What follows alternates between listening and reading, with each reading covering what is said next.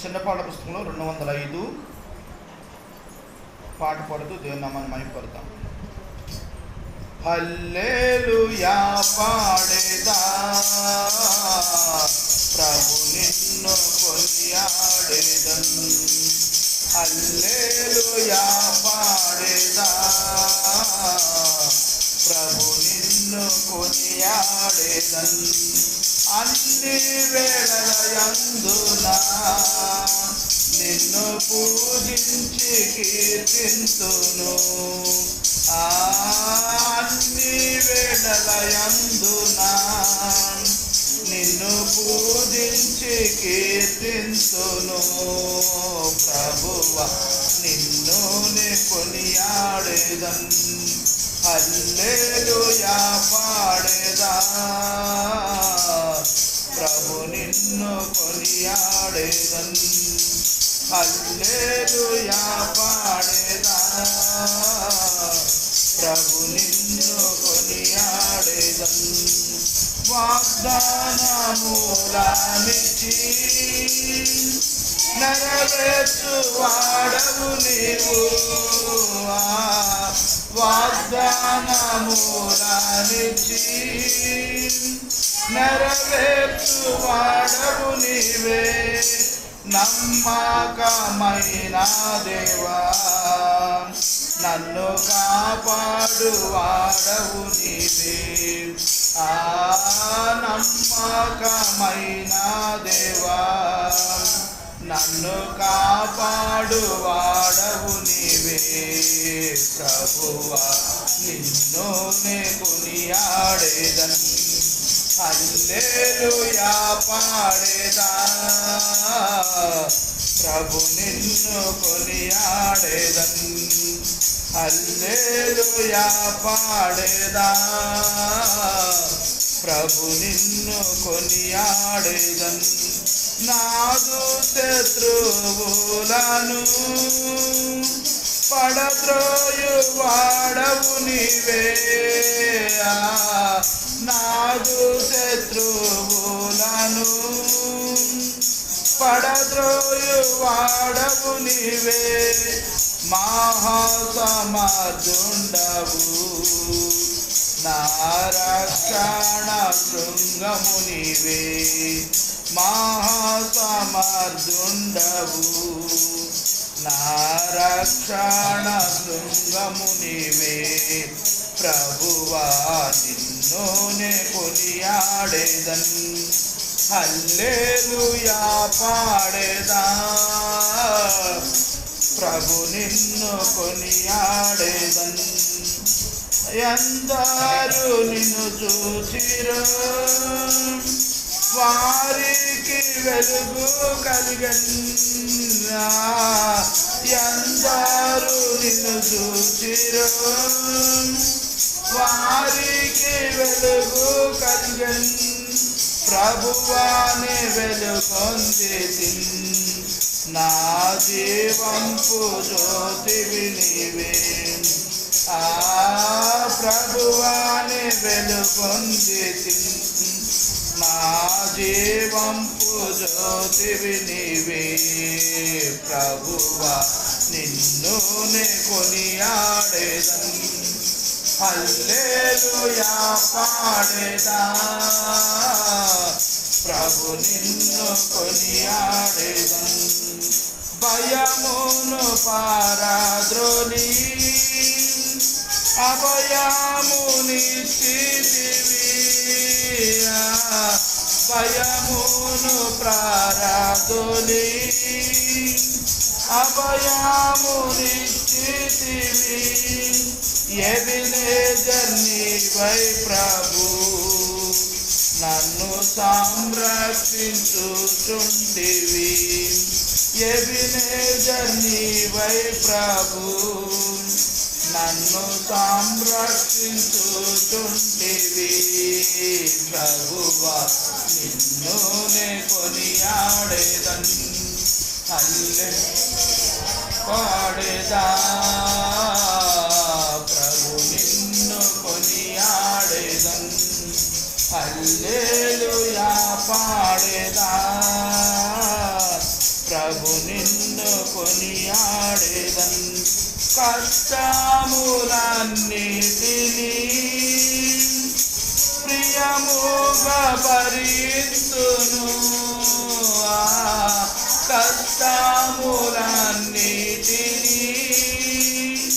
ప్రియముగా భరింతును నీ కొరకే జీవింతును నా జీవంపు దాతవు నీవే నీ కొరకే జీవింతును నా జీవంపు దాతవు నీవే ప్రభువా నిన్ను నే కొనియాడేదన్ హల్లెలూయా ప్రభు నిన్ను కొనియాడేదన్ హల్లెలూయా పాడేదా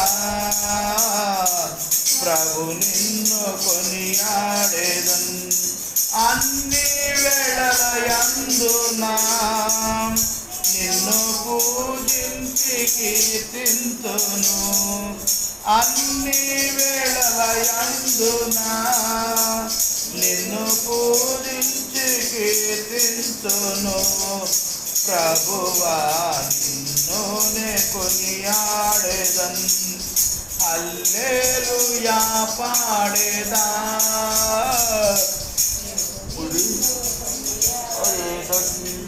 హల్లెలూయా పాడేదా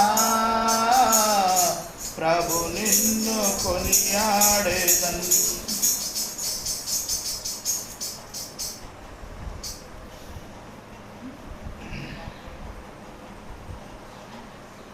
ఇంకో పాట పాడుదాం పాట పాడుకొని మరి దేవుని నామాన్ని మహిమపరుద్దాం 213వ పాట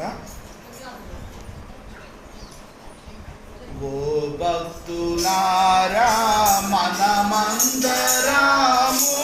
నిత్యము యేసుని స్తుతించెదాము ఓ భక్తులారా మనమందరము నిత్యము యేసుని స్తుతించెదాము గత కాలమున మన యేసు నూతన దీవెనలను గత కాలమున మన ప్రభు యేసు నూతన దీవెనలను ఖ్యాతిగానొసగే మనకు ఖ్యాతిగానొసగే మనకు స్తుతించెదామేసుని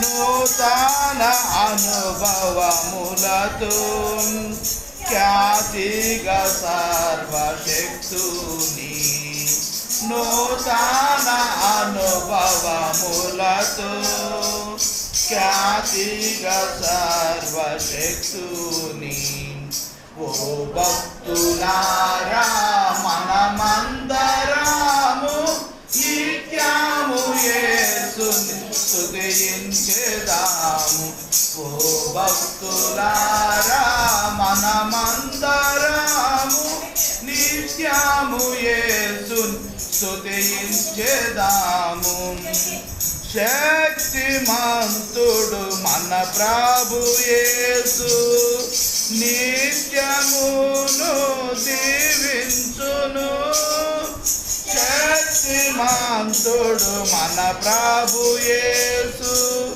నిత్యమును దీవించును రక్షించును మనలను తానే రక్షించును మనను తానే సంపూర్ణముగా కాయును సంపూర్ణముగా కాయును సత్యవంతుడు మన ప్రభు మాట తపని మారాదు సత్యవంతుడు మన ప్రభు మాట తప్పని మహారాజు.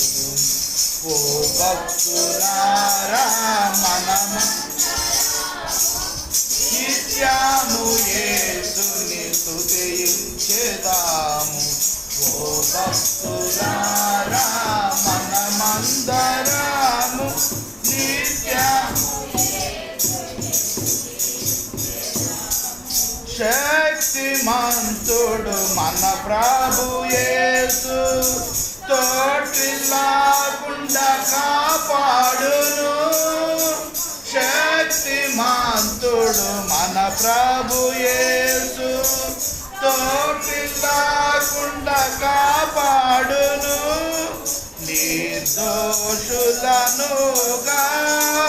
ప్రభువు, నిర్దోషులనుగా ప్రభువు నిలుపును తన మహిమతో, నిలుపును తన మహిమతో. తలచుము తన కృపలను, ఎన్నాడు విడువడు మనలా. తలచుము తన కృపలను, ఎన్నాడు విడువడు మనలా. ఓ భక్తులారా మనమంతరము నిత్యము యేసుని స్తుతించెదాము. ఓ భక్తులారా మనమంతరము నిత్యము యేసుని స్తుతించెదాము. కృంగిన భక్తులారా మీరు భంగపరచు శత్రువుపై, కృంగిన భక్తులారా మీరు భంగపరచ శత్రువుపై, జగముపై చాటుడి జయము, జగముపై చాటుడి జయము. జయము జయమని ప్రభుకే, జయము అని ప్రభుకే. యుగ యుగములు మన ప్రభుకే. హల్లెలూయా గీతములతో యుగ హల్లెలూయా గీతములతో. ఓ భక్తులారా మనమందరము నిత్యము యేసుని స్తుతించెదాము. ఓ భక్తులారా మనమందరము నిత్యము యేసుని స్తుతించెదాము.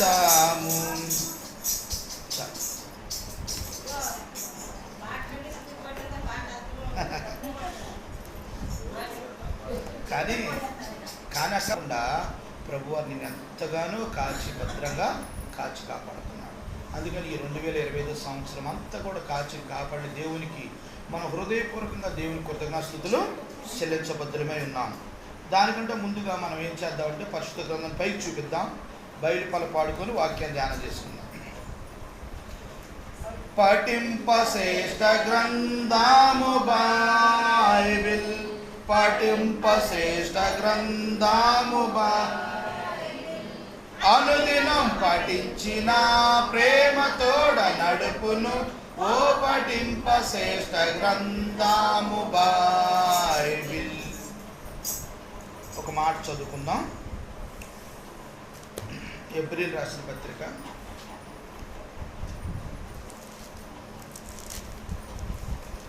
11వ అధ్యాయము. ఎబ్రీల్ రాసిన పత్రిక 11వ అధ్యాయము 24 నుంచి 26 వరకు మనందరం కలిపి చదువుదాం. ఎబ్రీల్ రాసిన పత్రిక 11వ అధ్యాయము 24 నుంచి 26 వరకు మనం కలిపి చదువుదాం. మోషే పెద్దవాడైనప్పుడు విశ్వాసం బట్టి ఐగుప్తు ధనము కంటే క్రీస్తు విషయమైన గొప్ప నింద భాగ్యమని ఎంచుకొని అల్పకాలము పాపభోగం అనిపించడం కంటే దేవుని ప్రజలతో శ్రమ అనిపించడం మేలని ఎంచి ఫరో కుమార్తె కుమారుని అనిపించుకున్నట్టుకు ఒప్పుకొనలేదు. ఎలయనగా ప్రతిఫలముగా కలగబో బహుమానమును దృష్టి ఉంచాను. దేవుని సేవకులుగా చాలా ప్రార్థన చేసుకున్నాను. ఈ 2026 సంవత్సరం మొదటి దినం మనం ఏం చేయాలి? అసలు కొన్ని తీర్మానాలు చేసుకోవాలి. అంటే ఎప్పుడైనా మొదటి దినమున తీసుకునే తీర్మానాలు స్థిరంగా ఉంటాయి.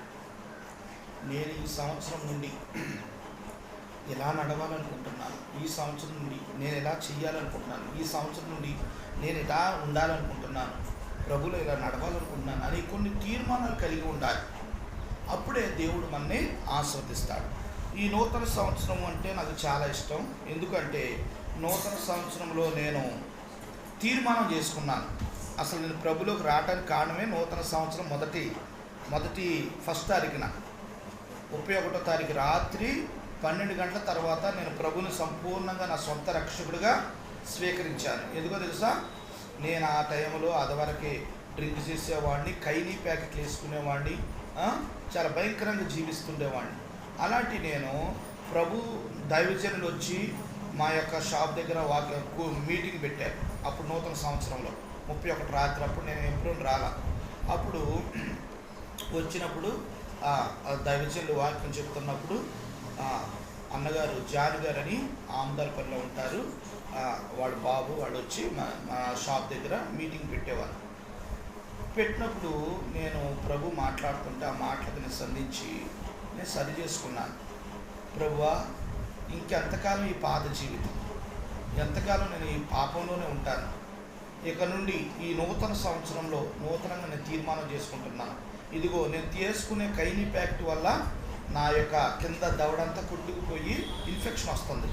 కానీ ఇదిగో ఈ రోజు నుంచి ఆ కైనీ ప్యాకెట్ నేను తిన్న ప్రభువా, ఇదిగో నీ ముందే సింపేసి కాలంలో పారిపోతున్న ప్రభు అని పారిపోతాను. అర్థమైందండి?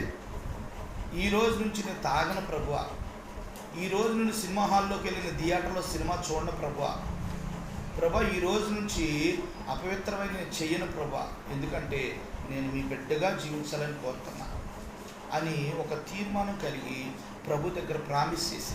అర్థమైందా? నూతన సంవత్సరం మొదటి రోజున చాలా ప్రాముఖ్యమైంది. మరి మీరందరూ ఏ తీర్మానం చేసుకున్నారు? 31వ తారీఖున ఏమి చెయ్యాలని, ఈ సంవత్సరంలో ఏ మార్పు చేసుకున్నారు మీ జీవితంలో? మన పితరులు ఎలా తీర్మానం చేసుకున్నారో, ఎలా నిర్ణయించుకున్నారో మనం 7 చూద్దాం. 7 చూసి మనం కూడా ఈ నూతన సంవత్సరంలో కొత్త అనుభవంతో మనం దేవుని సన్నిధిలోకి వెళ్ళాలి. మందిరానికి వచ్చాము వెళ్ళాము అనే కాదు, మనలో ఒక మార్పు చెందాలి. మార్పు లేకపోతే మందిరానికి వచ్చినంత మాత్రం ఏముంటుంది? ఆ రోడ్డు మీద వెళ్ళే వ్యక్తి కూడా వింటుంటాడు వాక్యం, మనం కూర్చొని వింటుంటాం, దానికి మనకు సంబంధం ఏం లేదు. కానీ ఈ మాటలు విని సరి చేసుకుంటారు. చూశారు, ప్రభు నాతో మాట్లాడారు అని గ్రహిస్తారే, వాళ్ళు నిజమైన దేవుని యొక్క బిడ్డలు అవుతారు, నిజంగా దేవుని రాజ్యానికి వారసులు అవుతారు. ప్రియమైన దేవుని బిడ్డారా, ఈ 2000 సంవత్సరంలో ఓ మంచి నిర్ణయం, ఒక మంచి తీర్మానం మనం కలిగిన వారికి ఉండాలి. ఒక తీర్మానం కలిగి ఉండాలి. మనం ఈ రోజున దేవునికి ప్రామిస్ చేయాలి, దేవునికి మాట ఇవ్వాలి. ప్రభువా, నేను ఇదిగో ఒకప్పుడు నేను ఇలా జీవించాను 2025లో, అందుకే నేను ఇలా నష్టపోయాను, ఇది వద్దు ప్రభువా, 2026లో మీరు చెప్పిన నేను చేస్తాను అని తీర్మానం చేసుకోవాలి. తీర్మానం అంటే తెలుసుగా, డాక్రా గ్రూపులు అందరూ కూడా కలుసుకొని కూర్చొని, అమ్మా మీకు మనిషికి 2 లక్షలు ఇస్తారు, మీ 10 మందిలో ఎవరు కట్టకపోయినా మీరు అందరు కట్టాలి అని అందరు కలిసి అనుకొని సంతకాలు పెట్టాలి. సంతకాలు పెట్టిన తర్వాత బ్యాంకు దగ్గరికి వెళ్ళిన తర్వాత వాళ్ళు డబ్బు ఇస్తారు. ఆ డబ్బు తీసుకున్న తర్వాత ఎవరన్నా ఒకళ్ళు మిస్ అయ్యారనుకో, ఆ 9 మంది కట్టాలి కదా, అట్ట సంతకాలు పెడతారు. చూసారు, అది తీర్మానం అంటారు అని. అలాగే ఈరోజు కూడా నువ్వేం చేయాలంటే ఒక తీర్మానం కలిగి ఉండాలి. నేను ఈ 2026 సంవత్సరంలో ఈ తీర్మానం నేను చేస్తున్నాను, ఇలా అనుకుంటున్నాను, ఇలాగ చేయాలనుకుంటున్నాను అనే తీర్మానం. అసలు మన పితరులు మన ముందున్న వారు ఎలా ఉన్నారు, వాళ్ళు ఎలాంటి తీర్మానాలు చేసుకున్నారు, ప్రభువులో ఎలా వచ్చారు, వాళ్ళు చేసుకున్న మంచి పనులు ఏంటి, ఏం తీర్మానాలు చేసుకున్నారు అనేదే మనకు ప్రాముఖ్యమైన విషయం. ఈ రోజున మనం గమనిద్దాం. ఒక మంచి తీర్మానం తీసుకునే సమయం ఈరోజు. నూతన సంవత్సరము జనవరి 1వ దినము. చాలా ప్రాముఖ్యమైన దినము. ఈ రోజున మోషే గారి గురించి చూద్దాం. మోషే గారి గురించి చూసి ఏం చేద్దాం? ఈ 11వ అధ్యాయము 24, 26 వచనంలో నేను చదువుతాను చూడండి. మోషే పెద్దవాడైనప్పుడు విశ్వాసం బట్టి ఐగుప్తు ధనము కంటే క్రీస్తు విషయమైన ఎంత గొప్ప భాగ్యమని ఎంచుకొని అల్పకాల పాప భోగములు అనిపించడం కంటే దేవుని ప్రజలతో శ్రమ అనుభవించుట మేలని ఎంచి. ఈయన మోషే గారు తన తల్లి గర్భంలో ఉన్నప్పుడు, కుమారుడిగా పుట్టినప్పుడు అక్కడున్న రాజు చిన్నపిల్లలందరినీ కూడా చంపేపిస్తుంటాడు. ఆ తల్లి ఏం చేస్తుందంటే ఒక జమ్మి పెట్టి చేసుకొని ఒక నదిలో ఇడిచిపెడుతుంది. నా కొడుకు ఎలా ఎక్కడున్నా బ్రతకాలి, నా దగ్గర ఉండే తీసుకొని చంపేస్తారా భటులు అని అంటే, అక్కడ ఒక రాణి గారు ఏం చేస్తుంది? స్నానం చేయడానికి వచ్చింది ఆ యొక్క నది దగ్గరికి. వచ్చినప్పుడు ఆ పొదల్లో ఆ బాబు ఏడుస్తుంటే ఆ బాబుని తీసుకొని తన సొంత బిడ్డగా పెంచుకుంటూ వచ్చింది. ఆయనే మోషే. పెంచుకుంటూ వచ్చిన తర్వాత ఆ బాబు మరి రాణి కుమార్తె బాబు వీళ్ళిద్దరు కూడా సొంత కుమారులాగా ఇద్దరు పెరుగుకుంటూ వచ్చారకే కొంతకాలం వయసు వచ్చింది. ఆ వయసుకు వచ్చిన తర్వాత మోషే ఆయన ఎక్కడి నుండి వచ్చాడు, ఎలాగ వీళ్ళు తీసుకొచ్చారో అన్నీ గ్రహించాడు. ఆయనకు నిజమైన ప్రజలు ఎవరు, ఆయన బంధువులు ఎవరు, ఆయన రక్త సముద్రులు ఎవరు గ్రహించుకొని వాళ్ళు శ్రమలు అనుభవిస్తున్నారు, వాళ్ళు బాధల్లో ఉన్నారు. కానీ మోషే ఎలా ఉన్నాడు? రాజస్థానంలో ఉన్నాడు. రాజు కుమారుడు కంటే ఏమన్నా లాస్ ఉంటుందా? ఏమన్నా కొరత ఉంటుందా?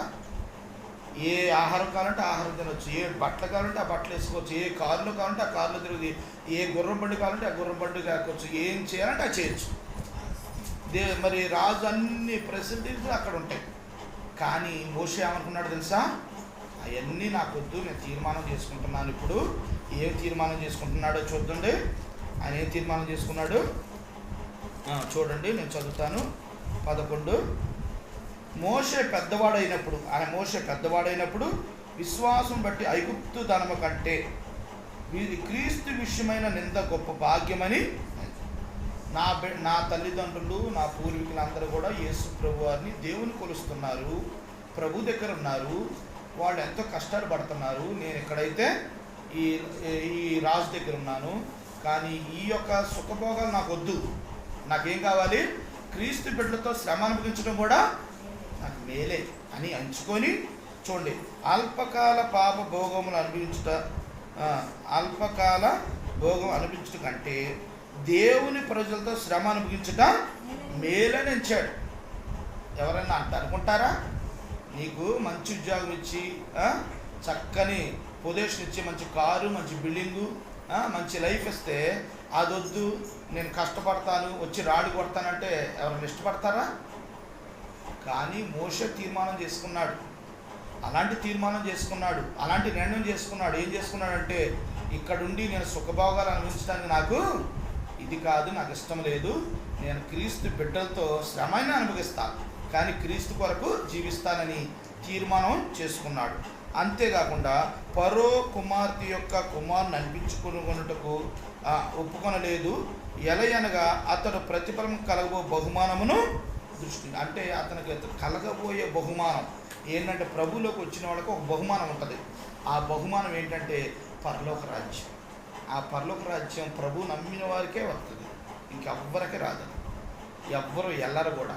ఎందుకు అని అంత ఖచ్చితంగా చెప్తున్నానంటే, పరలోకానికి వెళ్ళాలి అంటే ప్రభువుని సొంత రక్షకుడిగా స్వీకరించాలి. ప్రభువుని ఎందుకు స్వీకరించాలంటే, ప్రభు నీ కొరకు ప్రాణం పెట్టాడు కనుక. ప్రభు నీ కొరకు ఎందుకు ప్రాణం పెట్టాడంటే, నువ్వు చేసిన పాపాల కొరకు, నువ్వు చేసిన తప్పులు మరి శాపాల కొరకు ఆయన ఏం చేశాడంటే, దేవుడై ఉండి మానవుని ఈ లోకానికి వచ్చి మనందరి పాపాల నిమిత్తము ఎర్ర టెండలో మిట్ట మధ్యాహ్నం సిలువ మరి భూమికి చుట్టూ కొలతేసి పిన్ని పాయింట్ వేస్తే ఎక్కడుంటుందో ఆ పాయింట్లో అందరి సర్వ మానవాళి కొరకు ఆయన ఇక్కడ సిలువేయబడ్డాడు. చుట్టూ ప్రాంతాలు ఆయన ఇక్కడ సిలువేసి సర్వ మానవాళి కొరకు నా ప్రాణము పెట్టాను. ఎవరైతే నన్ను తెలుసుకుంటారో, ఎవరైతే నన్ను రక్షకుడిగా స్వీకరిస్తారో, ఎవరైతే నన్ను దేవుడని నమ్ముతారో, వారి యొక్క పాపాలు నాతో చెప్పుకుంటే నేనేం చేస్తానంటే వారి పాపాలన్నింటినీ కూడా క్షమిస్తాను. నా రక్తంతో వారి పాపాలు కడిగి వేస్తాను. ఇక వాళ్ళు నిత్యరాజ్యం నాతో పాటే ఉంటారు, నా ప్రక్కన కూర్చుంటారు. ప్రియమైన దేవుని బిడ్డారా, పరలోక రాజ్యంలో వారికి ఒక గృహాలు కూడా దేవుడు. ఆ భాగ్యం నీకు రావాలి అంటే నువ్వేం చేయాలి? ప్రభువారిని సొంత రక్షకుడుగా స్వీకరించాలి. అది దేవుడు నాకు ఇచ్చిన భాగ్యం. ఒకప్పుడు నేను ప్రభుని ఎరగల. ప్రభుని ఎరిగిన వారు ప్రభు దగ్గరికి వెళ్ళే వాళ్ళని కూడా నేనేం చేశాను? తిట్టాను, ఎగతాళి చేశాను. వీళ్ళకి పని బాట ఉండదో, వీళ్ళ పాపాలు చేస్తారు, అది దాన్ని అనేవాడిని. అలాంటిది ప్రభువారు నా మూయబడిన కళ్ళుని ఏం చేశాడు? తెరిపించాడు. నా మనోనేత్రాలు తెరవబడ్డాయి. అవును, ప్రభు నిజమైన దేవుడు కదా, నా కొరకు ప్రాణం పెట్టి సమాజం పెట్టి తిరిగి లేచిన దేవుడు కదా, ఆ దేవుడు కాకుండా నేను ఎలా చేయగలను, ఎలా ఉండగలనని ప్రభు సన్నిధికి నేను వచ్చాను. ప్రియమైన దేవుని బిడ్డారా, ఇది మిక్కిలి అనుకూల సమయం, ఇదే రక్షణ దినం. మనం మంచి తీర్మానం చేసుకోవాలి. ఇప్పుడు మోషే ఏ తీర్మానం చేసుకున్నాడు? శ్రమలు అనుభవించడానిక, సుఖానిక? దేని కొరకు ఆయన తీసుకుంటే శ్రమలు అనుభవించడానికి? క్రీస్తు విషయమై. మరి నువ్వు తీసుకున్న తీర్మానం ఏంటి? నీకు ఇప్పుడు బాగానే ఉండొచ్చు, దేవుడు అన్నీ సమృద్ధిగా ఇవ్వచ్చు, కానీ ఒక రోజు వస్తుంది, అది చాలా భయంకరమైన రోజు. ఆ రోజు నరకానికి పాత్రలు అయిపోతాం. అందుకని అలా ఉండకూడదని ప్రభువారు నీ కొరకే 2026 సంవత్సరాల క్రితం ఆయన ప్రాణం పెట్టాడు. ప్రియమైన దేవుని బిడ్డారా, మంచి నిర్ణయం ఈ నూతన సంవత్సరంలో మనం తీర్మానం చేసుకోవాలి. మనం తీసుకొని ప్రభువా, నేను నీ కొరకు ఈ రోజున 2026 సంవత్సరంలో నేను నీ కొరకు జీవిస్తాను. నేను ఒక సంవత్సరం ఒక తీర్మానం చేసుకున్నా. ఏంటంటే, ప్రభువా, ఇది నూతన సంవత్సరం కనుక నేను రోజుకి ఒక్క మనిషికైనా నీ గురించి చెప్పాలి. అది నా టార్గెట్. ఒక్కళ్ళకైనా నేను నీ గురించి చెప్తాను. అది నాకు దయచే ప్రభువా, ఈ నూతన సంవత్సరం నేను ఆ తీర్మానం చేసుకున్నాను, నాకు సహాయం చేయాలి. ఒక్కొక్క సంవత్సరం ఒక్కొక్కటి దేవుడికి ఇష్టమైనది ఏదైతే ఉందో అవన్నీ విడిచిపెట్టుకుంటూ వచ్చేసాను. దేవుడికి ఇష్టం లేని అన్నీ నా జీవితంలో నుండి ఒకటి అన్నీ తీసివేసి సంపూర్ణంగా ప్రభు కొరకు నేను సిద్ధపడి ప్రభు కొరకు నేను ఈ రోజున మీ ఎదుట నిలబడి ఉన్నాను. ప్రియమైన దేవుడ, ఇక్కడ మోషే గారు కూడా మంచి నిర్ణయం తీసుకున్నాడు. సుఖాన్ని సంతోషాన్ని విడిచిపెట్టి కష్టాని కోసం, ఇరుకులు ఇబ్బందుల కోసం ఆయన కొని తెచ్చుకుంటూ ప్రజలతో, దేవుని నమ్ముకున్న బిడ్డలతో వచ్చేసాడు. మరి నీకు సుఖంగా ఉన్నావా? రేపొద్దున కష్టపడాలి.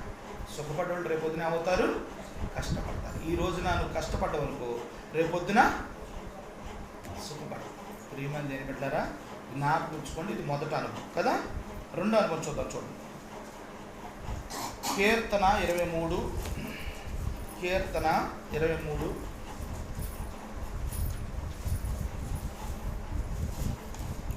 కీర్తన గ్రంథం 23వ అధ్యాయం తీయండి. 23:6 వచనం చదవండి.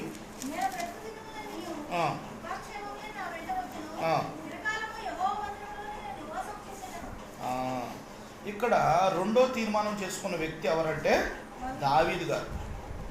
దావీదు గారు ఏం చేస్తున్నారంటే, దావీదు దేవుని కొరకు ఒక మందిరాన్ని కట్టాలని నిర్ణయించుకొని ఏమనుకున్నాడంటే, ఇక్కడ చెప్తున్నాడు చూడండి, చక్కని మాట. 23:6 నేను బ్రతుకు దినములన్నీ కృపాక్షేమములే నా వెంట వచ్చును, చిరకాలము యెహోవా మందిరంలో నేను నివాసము చేసేదను. చిరకాలం అంటే నేను బ్రతికున్నంత కాలము నా మందిరమే నా ఇల్లు. ఆదివారం అమ్మ మందిరానికి రండి అమ్మంటే, అబ్బే ఖాళీ లేదు సార్, బిజీ, చాలా బిజీ. ఆ బిజీ రేపొద్దున అవద్ది కష్టం అయిపోతుంది. ఇప్పుడు నువ్వు ఆ బిజీనే నువ్వు వదులుకొని నువ్వు దేవుని కొరకు వస్తే దేవుడు నీకు ఉన్నతమైన స్థాయిలోకి తీసుకెళ్తాడు. ఇందాక వచ్చేటప్పుడు నాకు ఒకడు ఫోన్ చేశాడు. ఏం చేశాడంటే, సార్ నేను మీ హాస్పిటల్ కాడికి వచ్చాను, కళ్ళజోడు ఎంచుకోవాలండి, నేను చూపించుకోవాలండి అన్న. మరి నేను వెళ్తే నాకు అమౌంట్ వస్తుంది కదా, అవునా? లేదండి, నేను చర్చిలో ఉన్నాను, నేను రావాలంటే 1-2 గంటలు అయితే, మీరు అప్పుడు వస్తే వేస్తాను అన్నా. అదే మామూలుగా అయితే అలా అంటనా? అబ్బే మీరు ఎలా మోకండి, మరి నాకు వచ్చే లాభం పోతగా, మీరు అక్కడే ఉండండి, నేను వచ్చేస్తాను 5 నిమిషాల్లో, మీరు ఎక్కడ కథలు మాకంటే అక్కడే ఉండండి అంటారు కదా. మనం క్రీస్తు కొరకు కొన్ని విడిచిపెట్టాలి. అప్పుడే దేవుడు మనకు అద్భుతంగా మనకు సహాయం చేస్తాడు. అలాగని మనము దేవుని దూరంగా ఉంటాం కాదు. ఇక్కడ దావీదు మహారాజు ఏమన్నాడంటే, చిరకాలము యెహోవా మందిరంలో నేను నివాసము చేసేదాను. చిరకాలము దేవుని మందిరంలో నాకు సమయం ఉన్నప్పుడల్లా, అవకాశం ఉన్నప్పుడల్లా నేను దేవుని మందిరానికి వస్తాను అనే తీర్మానం కలగాలి. ఈ 2026 సంవత్సరంలో నేను ఏ ఆదివారం మానను ప్రభువా అని ప్రామిస్ చేయాలి. అర్థమైందా? నాకు కష్టం వచ్చింది, ఇరుకు వచ్చింది, ఇబ్బంది వచ్చింది అని అనొద్దు. మనకు ఇబ్బందిగా ఉన్నప్పుడు హాస్పిటల్కి కారు కట్టించుకుని వెళ్తున్నాంగా, మరి మందిరానికి ఎందుకు రాట్లా? అంటే మందిరంలో ప్రభు ఏం అడగడానికి కదా. అలా ఉండకూడదు. ప్రభు యథార్థతనే చూస్తాడు ఎప్పుడైనా.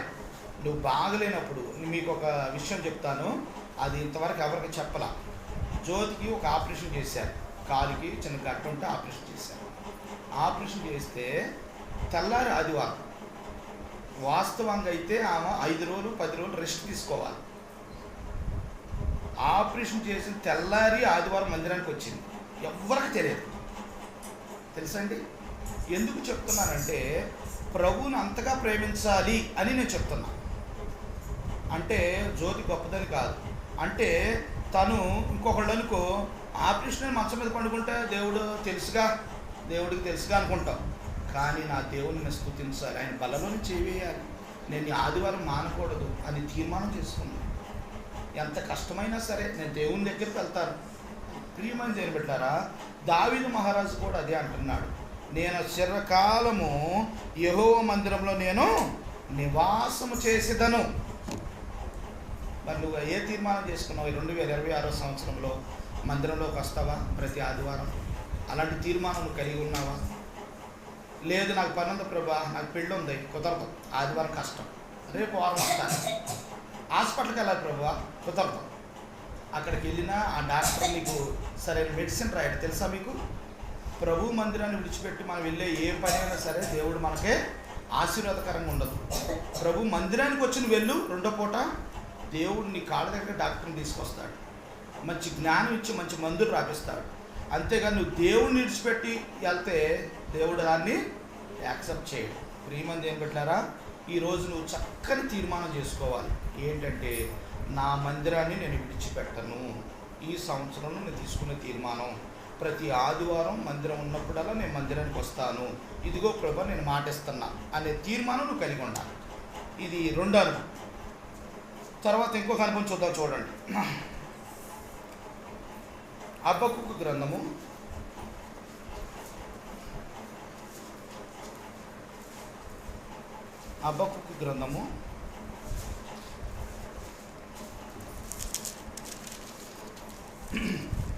3వ అధ్యాయము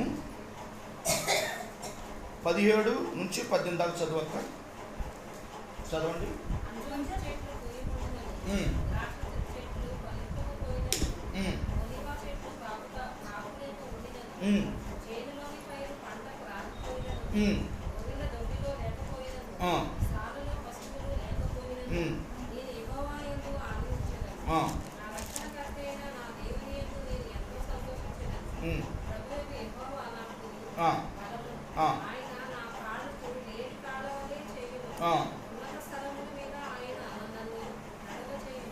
చాలు.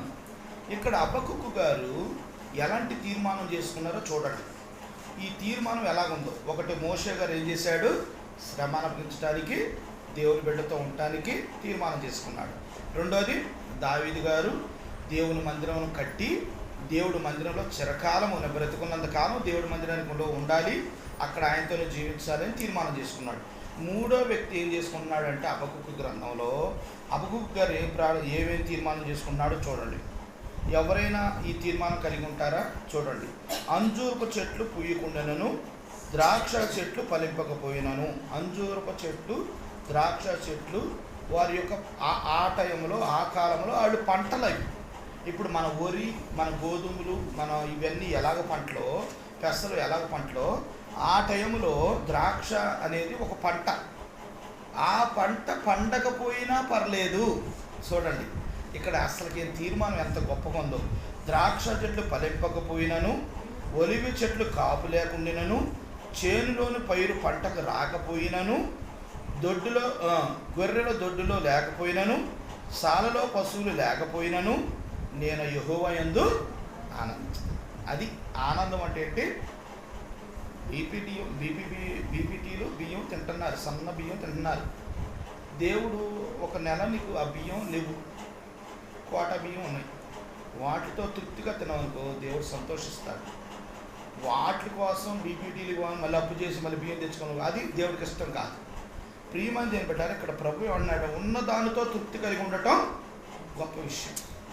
హబక్కూకు గారు అంతే చేశాడు. ఏం చేశాడంటే తన ఉన్న దాంట్లో తృప్తి కలిగి ఉంటున్నాడు. నా దేవునితో నేను ఉండాలి, నాకు ఏమున్నా లేకపోయినా. అందుకే చూడు, ద్రాక్ష చెట్లు ఫలింపకపోయినను, దొడ్లో గొర్రెలు లేకపోయినా, శాలలో పశువులు లేకపోయినా నేను వాటి గురించి దిగిలి పడను. నేను ఏం చేయాలనుకున్నాను? నేను యెహోవా యందు ఆనందించాలి. ఆనందిస్తారా ఎవరన్నా? దేవుడు మీకు కష్టం వచ్చింది, ఇబ్బంది వచ్చింది అనుకో, మీరు ఆనందిస్తారా? ఒక బ్రదరు పాపం పంటలు వేస్తున్నాడు.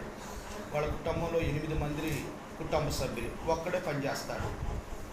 కౌలుకి తీసుకున్నాడు ఒక 5 ఎకరాలు పొలం వేసాడు. అన్నవాడికి బాగా తెలుసు. పొలం వేసాడు. ఆ పొలం ఏంటి? బాగా పల్లంలో ఉండే పొలం. ఏ చిన్న వర్షం వచ్చినా మునిగిపోతుంది. పంట వేసాడు, కోతకు వచ్చే టయానికి వర్షం వస్తుంది. వర్షం వస్తుంటే మొత్తం మిగిలిపోతుంది. చూడండి ఎంత బాధ అది.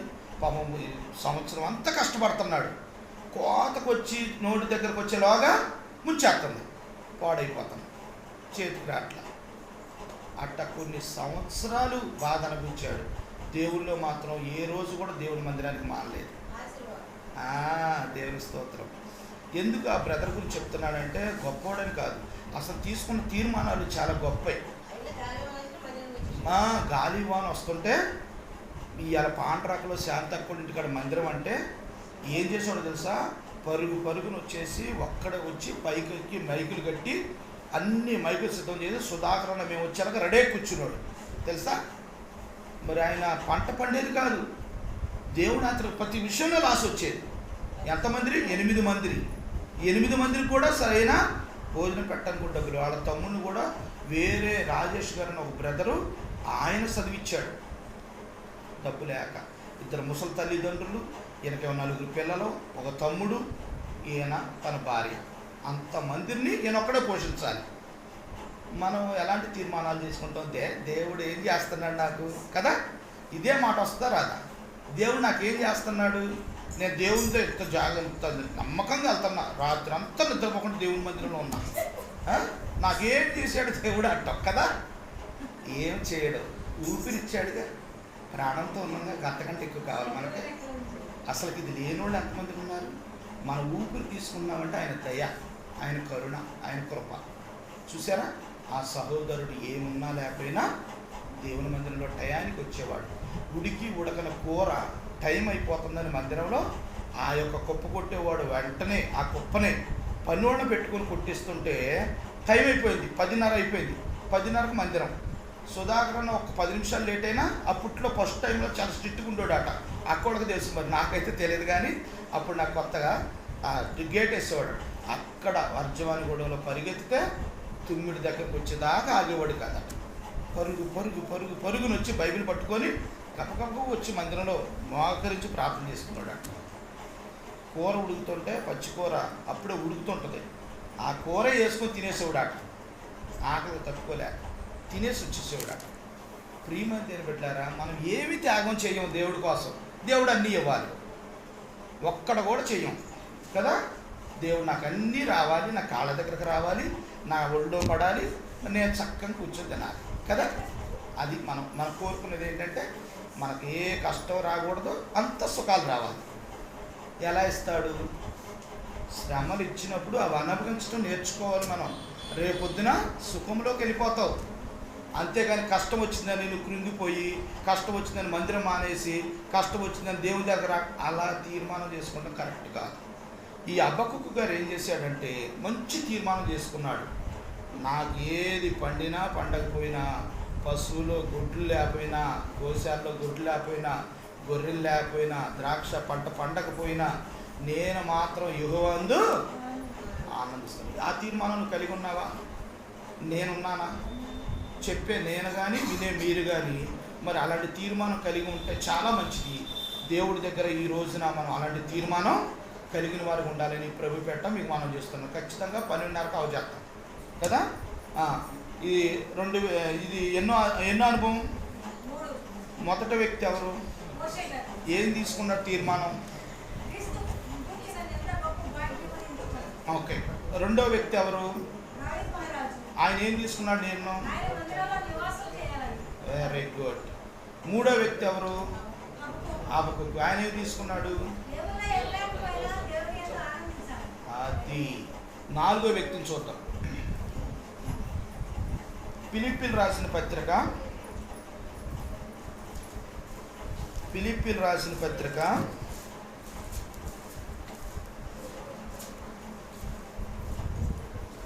1వ అధ్యాయము 21వ వచనం. 1:21.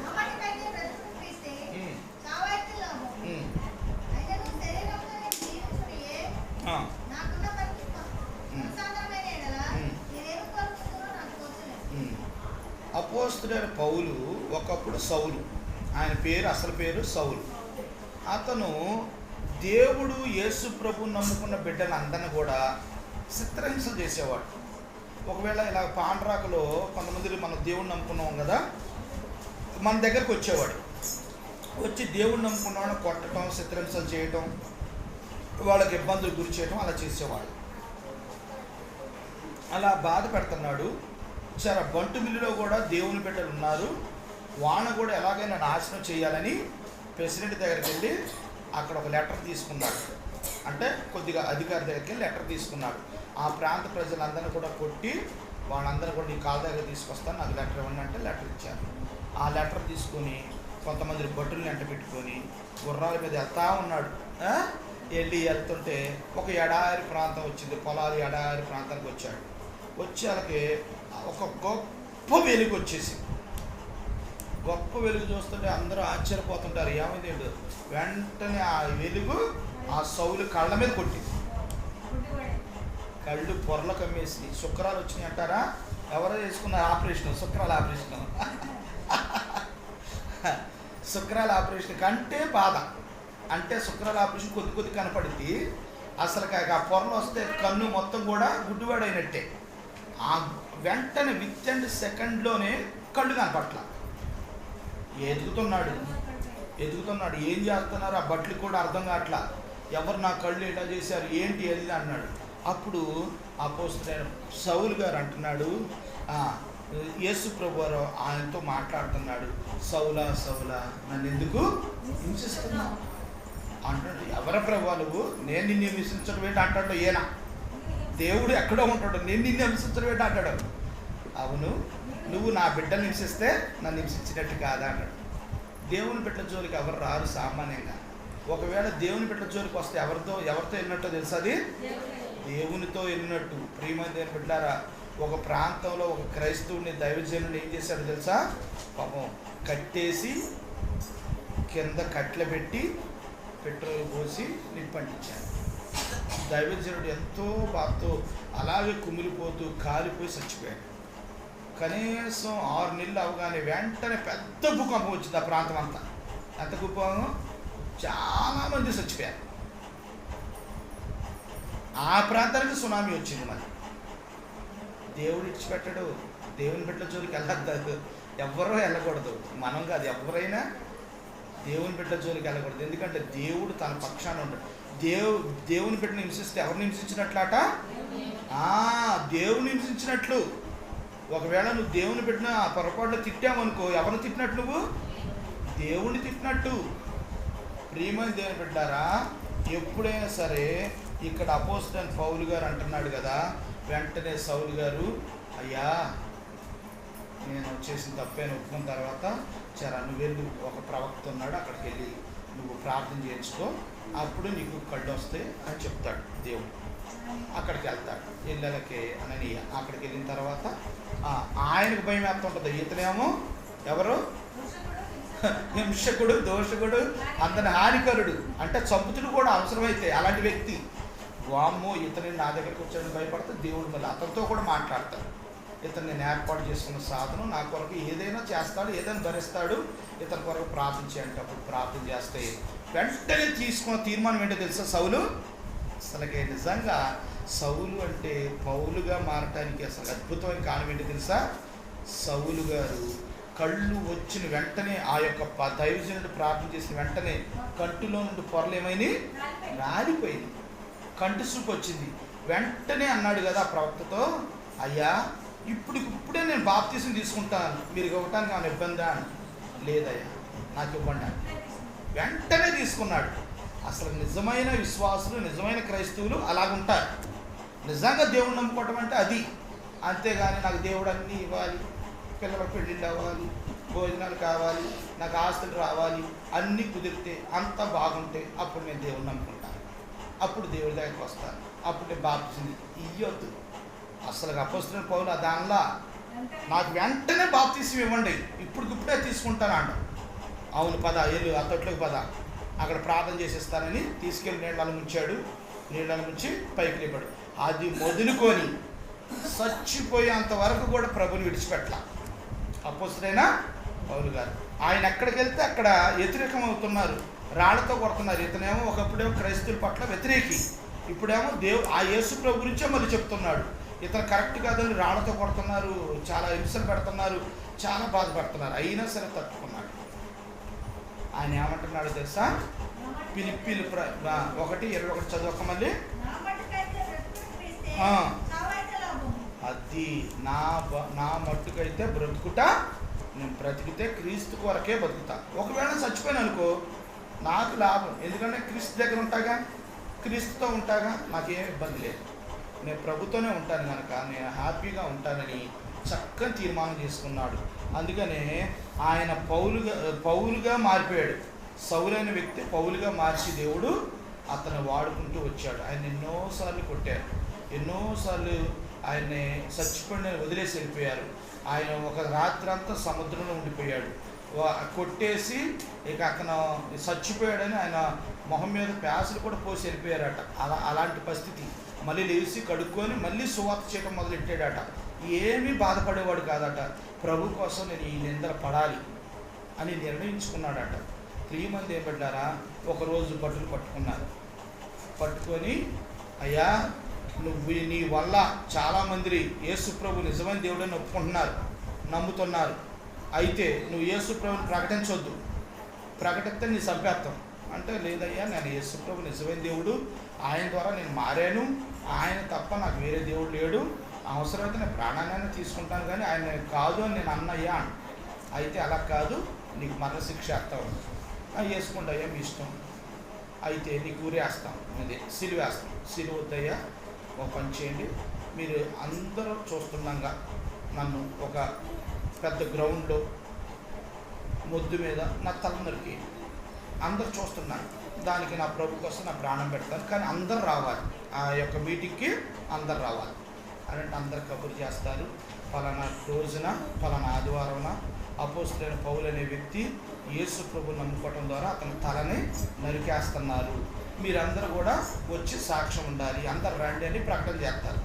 అందరూ వస్తారు, అందరూ చుట్టూ కూర్చుంటారు.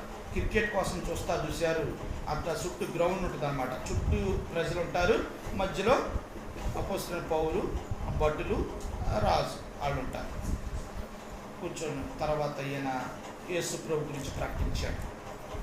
ఇదిగో నేను ఒకప్పుడు ఇలా ఉన్నాను, ఇలా జీవించాను, తర్వాత నా ప్రభు నాతో మాట్లాడాడు, నాతో మాట్లాడిన తర్వాత నేను ప్రభుని తెలుసుకున్నాను, ప్రభు కొరకు జీవించాలని నిర్ణయించుకున్నాను, ప్రభు కొరకు ప్రాణం పెట్టాలని నిర్ణయించుకున్నాను, కనుక నేను ప్రభు కొరకు ఈరోజు ప్రాణం పెడుతున్నాను, మీరు కూడా ప్రభుని తెలుసుకోవాలని సాక్ష్యం చెప్తూ ఆయన చిన్న మెసేజ్ ఇస్తూ వచ్చాడు.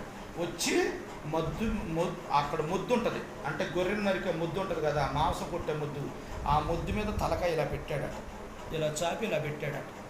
ఒకే ఒక్క నరిగితే తల ఊడి అవతల పడ్డదట.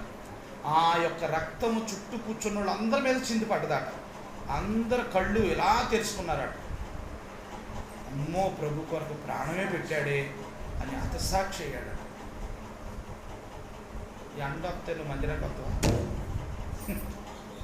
మంచు వస్తే వస్తావా?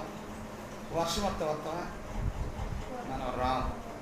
మనకు అన్ని సుఖాలు కావాలి కదా, అన్ని అక్కర్లు కావాలి, అప్పుడే దేవుడి మందిరానికి వస్తాం. కానీ అపోస్తలుడైన పౌలు అలా చేయలా. తన ప్రాణాన్ని కూడా లెక్క చేయలా. ప్రభు కొరకు తన ప్రాణాన్ని ఇచ్చాడు. మరి ఈ రోజున నువ్వు ప్రాణం ఇవ్వద్దు, నీ మనసుని ఇస్తావా? ప్రభు కొరకు నువ్వు తీర్మానం చేసుకుంటావా? ప్రభువా, నేను నీ కొరకే ఉన్నాను, నేను జీవించినంతకాలం నీ కొరకే జీవిస్తాను, ఎన్ని కష్టాలు రాని, ఎన్ని ఇరుకులు రాని, ఎన్ని ఇబ్బందులు రాని, ఇదిగో ఈ క్షణం ఇప్పుడే నేను మారు మనసు బాప్తిసం తీసుకుంటాను అని ఒక తీర్మానం కలిగి ఉన్నావా? ఈ 2026 సంవత్సరం మొదటి దినం ప్రభు నీతో మాట్లాడుతున్నాను. ఈ మాట నువ్వు తీసుకొని నిర్లక్ష్యంగా ఉండొద్దు. ప్రభు దగ్గరికి రా. ప్రభు రాజ్యానికి వారసురాలివి, వారసుడవు, దేవుని రాజ్యానికి వారసు అవుతావు. ఇది ఎన్నోది? 4. 5వ విషయాన్ని చూసుకొని ప్రార్థన చేసుకున్నాం. ఓకే, మళ్ళీ మనకి టైం లేదు కదా, చాలు, మళ్ళీ ఎక్కువ ఉన్నా గుర్తుపట్టాం. తర్వాత ఇంకో విషయాన్ని చూద్దాం. చూడండి, దానియేలు గ్రంథం. ఈ మాట చూసుకొని మనం ప్రార్థన చేసుకుంటాం. దానియేలు గ్రంథము 6వ అధ్యాయం తీయండి. బైబిల్ ఉన్న వాళ్ళందరూ కూడా చూడాలి, బైబిల్ను చూడాలి, బైబిల్ను చదవాలి. అప్పుడు దేవుడు మనతో మాట్లాడతాడు. ఈ మాటలే దేవుడు యొక్క ఈ అక్షరం, ప్రతి అక్షరం దేవుడు రాసిన మాట. అంటే దేవుడు మాట్లాడుతున్నాడు అని అర్థం. దానియేలు గ్రంథము 6వ అధ్యాయం 10వ వచనం చదవండి.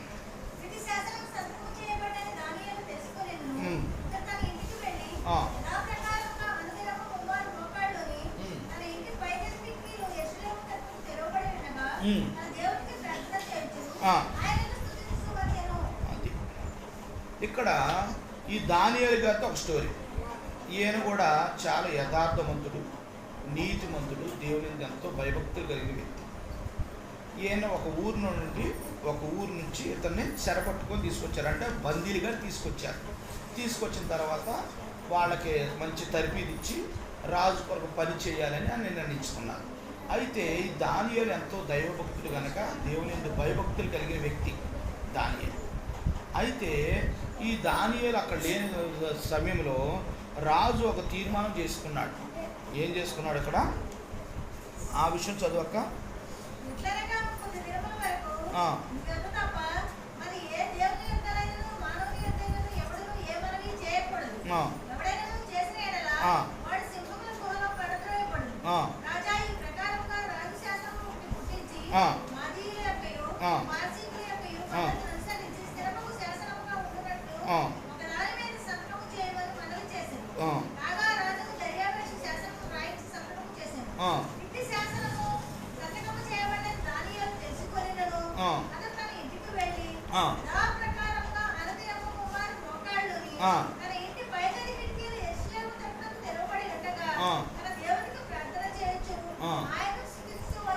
అది చూసారా?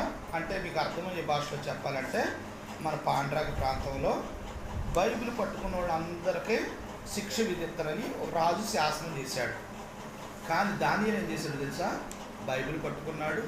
బైబిల్ పట్టుకొని ఏం చేశాడంటే వాళ్ళ ఇంటికి వెళ్ళాడు. ఇంటికి వెళ్ళి కిటికీ, యెరూషలేము చెట్టు కిటికీ తీశాడు, ప్రార్థన చేశాడు. అర్థమైందండి? నిజంగా ప్రియమైన దేవుడు ఇట్టి శాసనం సంతకం చేయబడిన దానియేలు తెలుసుకొని ప్రతిరోజు 3 సార్లు ఆయనకి ఏం చేశాడట? ప్రార్థన చేసేవాడట. ఈ యొక్క నూతన సంవత్సరంలో తీసుకోవాల్సిన తీర్మానం ఏంటంటే ప్రార్థన చేయాలి, దేవుని స్తుతించాలి, దేవుని వాక్యం చదవాలి. ఈ 3 అనుభవాలు నీ జీవితంలో ఉండాలి. పొద్దున్నే లెగ్గానే ప్రార్థన చేసుకోవాలి, దేవుని వాక్యం చదువుకొని దేవుని స్తుతించాలి, స్తుతించి దేవుని గణపరచాలి, దేవుని కొరకు జీవించాలి. ఇలాంటి తీర్మానం నీవు నేను కలిగి ఉండాలి.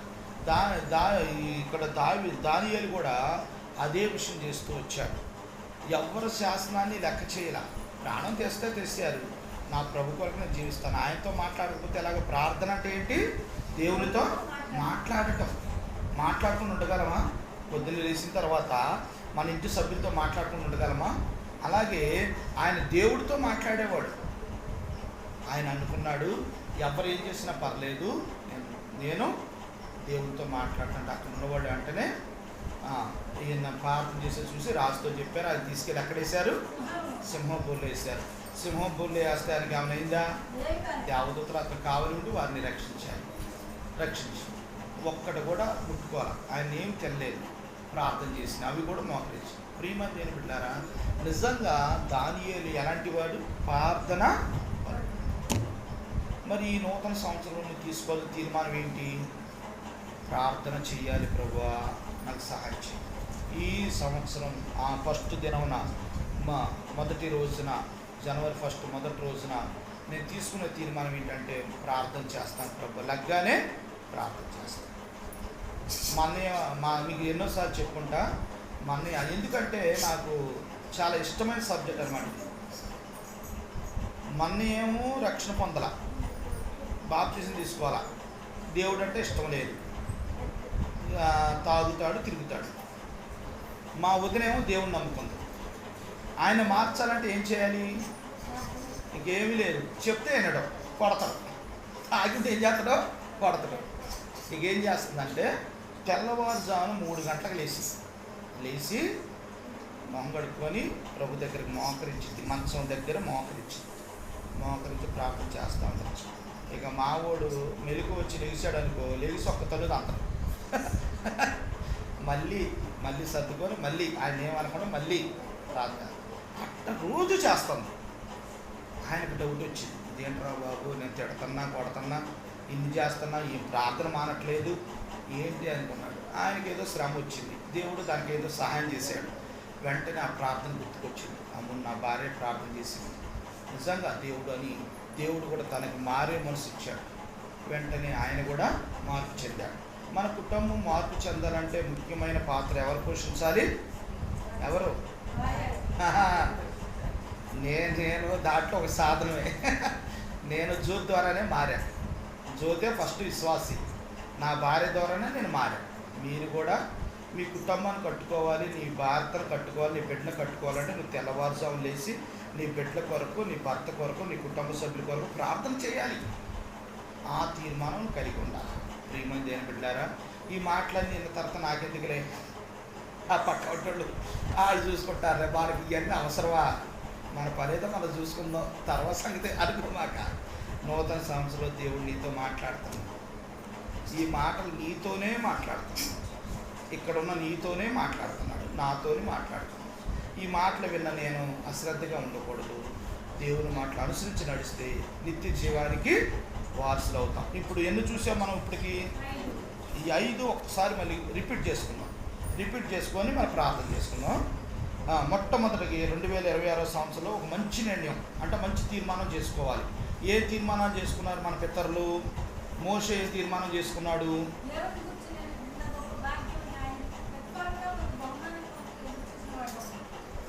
దేవుని బిడ్డలతో శ్రమ అనుభవించటమే మేలు అనుకున్నాడు. రాణి కుమారుడుగా అనుకుంటే ఎన్నో భాగాలు వస్తాయి, ఎన్నో ఎంత సంతోషమైన వస్తాయి. కానీ అన్నీ విడిచిపెట్టి దేవుని బిడ్డ కొరకు కాదు, దేవుని బిడ్డలతో కష్టపడటానికి కూడా సిద్ధపడి ప్రభు దగ్గరికి వచ్చాడు. రెండో వ్యక్తి ఎవరు? దావీదు మహారాజు. ఆయన ఏం చేశాడు? దేవుని మందిరం కట్టాలనుకున్నాడు, కానీ కట్టలేదు. ఆయన కొడుకు కట్టాడు. అయితే తర్వాత ఆయన ఏమంటున్నాడంటే చిరకాలము ఆ దేవుని మందిరంలో నివాసం లేదు. నువ్వు తీసుకున్న తీర్మానం ఏంటంటే, ప్రభువా ఈ సంవత్సరంలో నేను మందిరం మానకుండా ప్రతి ఆదివారం నీ సన్నిధిలో కనపడేటట్లుగా నన్ను చేయండి, నాకు సహాయం చేయ ప్రభు అని తీర్మానం చేసుకోవాలి. మూడోది హబక్కూకు ఏం చేశాడు? యెహోవాయందు నేను ఆనందించుతాను. ఆయన ఎన్నో కష్టాలు పడ్డాడు, ఎన్నో ఇబ్బందులు పడ్డాడు, ఎంతో నష్టపోయాడు, పంటలు పండలేదు, ఎన్నో బాధలు పడ్డాడు. కానీ యెహోవాయందు మాత్రం ఆనందించడం మానలేదు. దేవుని యందు ఆనందించాడు. అలాంటి తీర్మానం ఈరోజు నేను ఈ 2026 సంవత్సరంలో ప్రభువా నాకు కష్టాలు రాని, ఇరుకులు రాని, ఇబ్బందులు రాని, ఏదొచ్చినా నిన్ను మాత్రం విడిచిపెట్టాను. నువ్వే నా దేవుడు, నీ యందు విశ్వాసంతో నేను ముందుకు వెళతాను.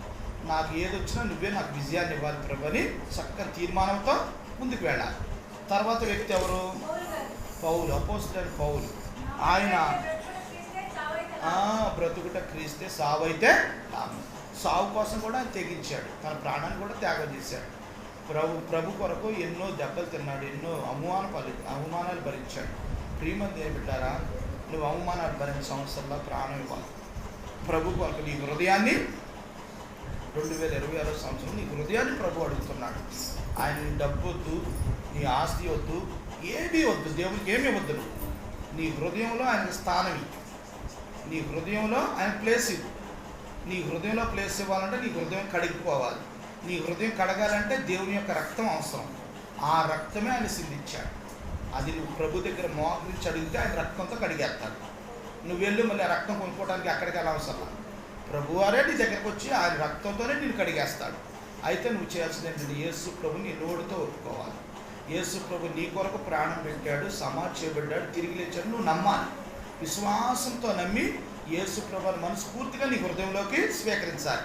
ఇదిగో నేను నీ ఎదుట తలుపు తీసి ఉంచాను, ఎవరైతే నా స్వరం విని లోపలికి వారితో నేను కలిసి భోజనం చేస్తానంటున్నాడు. ప్రభువారు మనతో కలిసి భోజనం చేస్తారు. అలాంటి తీర్మానం కలిగి మరి బలం ఉందా కనుక ఆ బలలో మనం చేయవేసేవారు ఉన్నారు. తక్కువ తీర్మానం చేయాలి. తర్వాత 5వది దానియేలు గారు ప్రార్థనా జీవితం. మనం కూడా ఎలా ఉండాలి? ఈ సంవత్సరం నుండి ఒక తీర్మానం చేసుకోవాలి. ప్రతిరోజు మేము ప్రార్థన చేసుకోవాలి. ఎటు వెళ్ళినా ఏది అక్కర ఉన్నా ఏ అవసరం ఉన్నా ప్రార్థన చేసుకుంటే సహాయం చేస్తాడు అని ప్రభు దగ్గర తీర్మానం. ఒక బ్రదరు ఎలాగేనంట ప్రార్థన చేసుకుంటున్నాడట. అయ్యా ప్రభా, నన్ను పలానా బంటి మిల్లి వెళ్ళమన్నారు, వెళ్తున్నాను ప్రభు, బస్సు వస్తుంది, ఆ బస్సు ఎక్కడానికి సాయం చేయని ప్రార్థన చేసుకొని నుంచుండాడు. బస్సు వస్తుంది పాపం. బస్సు వస్తుంటే ఆ బస్సు ఫుల్గా ఉందట, జనాలు ఏలాడి పడుతున్నారు. ఓరు బాబు ఇదేంటని ఎట్టగట్ట ఎక్కి చివర నెట్టు దగ్గర ఒక్క కాలు మీద నుంచుండాట. ఒక్క నెట్టు నెడితే ఎక్కడికో వెళ్ళిపడ్డాట, కింద పడితే ఇదేంటి ప్రభువా, నేను నీ పని పాసులతో 4 దెబ్బలు తగిలి, ఇదేంటి ప్రభు అని నేను కొద్దిగా మనసులో బాధపడ్డాట. అయ్యో ప్రభా ఏంటని బాధపడి అయినా సర్లే ఇంకో బస్సుకి వెళ్దామని మళ్ళీ ఆగాడట. ఆ ముందు వెళ్ళిన బస్సు ఎదర లోయ ఉందా. ఆ బస్సు ఏమైందంటే ఎదరికి వెళ్ళిన ఆ బస్సు ఆ పెద్ద లోయలో పడిపోయిందట. లోయ పడి చాలా మంది చనిపోయారట. తర్వాత ఒక పావు గంట అరగంట ఇంకో బస్సు వచ్చిందట. మనోడు ఎక్కాడు, చక్కగా సీట్లో కూర్చున్నాడు, చక్కగా వెళ్తున్నాడు. వెళ్ళాడు అక్కడ అందరు జనం ఆట. ఏంటి ఎంత జనం ఉన్నారో చూస్తే బస్సు. అమ్మ ప్రభువా, నా ప్రార్థన ఆలకించి నన్ను కిందకి నెట్టావు, లేకపోతే నేను కూడా సర్దుకుని ఉండే ప్రభువా, కానీ మీరు నాకు తోడుగా ఉన్నారు, నా ప్రార్థన ఆలకించారు ప్రభు అని అన్నాడు. అర్థమైందా? శ్రమలో, కష్టాల్లో, ఇరుకుల్లో, ఇబ్బందుల్లో దేవుడు నీకు సహాయం చేస్తాడు. ఆ ప్రార్థన చేసుకొని ఏ పని చెయ్యి, దేవుడు నీకు సహాయం చేయకపోతే అప్పుడు అన్నాడు. ఏదైనా సరే ప్రభు దగ్గరికి వచ్చి మోకరించు, ప్రభు నాకు సహాయం చేయి అని నువ్వు ప్రభుతో చెప్పుకో. నీ అమ్మతో చెప్పినట్లు, అన్నతో చెప్పినట్లు, డాడీతో చెప్పినట్లు, చెల్లితో చెప్పినట్లు దేవుడితో చెప్పు, ఎవరితో చెప్పవద్దు. ప్రభు నీకు సహాయం చేయకపోతే అప్పుడు అన్నాడు. ఏ అవసరమైనా సరే ప్రభుతో మాట్లాడు. అది ఈ సంవత్సరంలో మనం ఏం చేసుకోవాలి? ఆ తీర్మానం చేసుకోవాలి. ఈ 5 అనుభవాలు మర్చిపోకుండా తీర్మానం చేసుకోండి. ప్రభు దగ్గరికి రండి, ప్రభు సన్నిధిలో ఉండండి. ఈ నూతన సంవత్సరం అంతా కూడా దయాకిరీటాన్ని దేవుడు మనకి ఇస్తూ వచ్చాడు. నూతన సంవత్సరం మళ్ళీ 2027లో మళ్ళీ వర్తమానంలో కలుద్దాం. మళ్ళీ అప్పుడు నూతన తీర్మానాలు అప్పుడు కోసం. ఇప్పుడు దాకా ఈ తీర్మానాలతో మనం బలపడతాం. ఓకేనా? ప్రార్థన చేసుకుందాం. మరి దేవుని మన ఎదుట దేవుని దగ్గర బల్ల ఉంది. ఆ బలలో చేయడానికి ముందుగా మోకరించి ప్రభు దగ్గర ఈ 5 అనుభవాల్లో ఏదైనా నీ హృదయాన్ని తాకుంటే, ప్రభు నీతో మాట్లాడాలని నువ్వు అనుకుంటే తీర్మానం చేసుకో. ఇప్పుడే ప్రభుకు మాటి నాకొద్దు, నా దగ్గర మాటిచ్చే వరకు నేను తప్పిపోతాను, మళ్ళీ నువ్వు తప్పిపోతావు. అట్టొద్దు. ప్రభుకు మాటి, ప్రభు తప్పిపోడు. ఆయన ఖచ్చితమైన దేవుడు. అందుకనే ప్రభుతో మాటిచ్చి ఆ తీర్మానంతో నిలబడు. అప్పుడు నీ జీవితంలో ఎలాంటి అద్భుతాలు జరుగుతాయి అప్పుడు చూడు. ప్రార్థన చేసుకుందాం. మోకరించండి, అందరం మోకరించండి. ప్రభు దగ్గరకు రండి, ప్రభు పాదాలు పట్టుకోండి, ప్రభుతో మాట్లాడండి. ప్రభు దగ్గర శుభ్రంగా ఎన్న మాటలన్నీ ప్రభుతో చెప్పండి. మీరు ఎలా ఉన్నారో ప్రభుతో మాట్లాడండి. అప్పుడు ప్రభువారు మీకు సహాయం చేస్తారు. ఇదిగో ఇదే మిక్కిలి అనుకూల సమయం, ఇదే రక్షణ. ప్రభు మీ మధ్యకు వచ్చి నిలబడ్డాడు, మీతో మాట్లాడుతున్నాడు. ప్రభు నీ దగ్గరే ఉన్నాడు, నీ ప్రక్కనే ఉన్నాడు. ప్రభుతో చెప్పు, మనసులో చెప్పుకో. ప్రభుతో నువ్వు చెప్పినట్లే 1-2 నిమిషాలు మీకు సమయం ఇస్తాం, మాట్లాడండి, మోకరించండి. అటు ఇటు చూడొద్దు, మోకరించండి.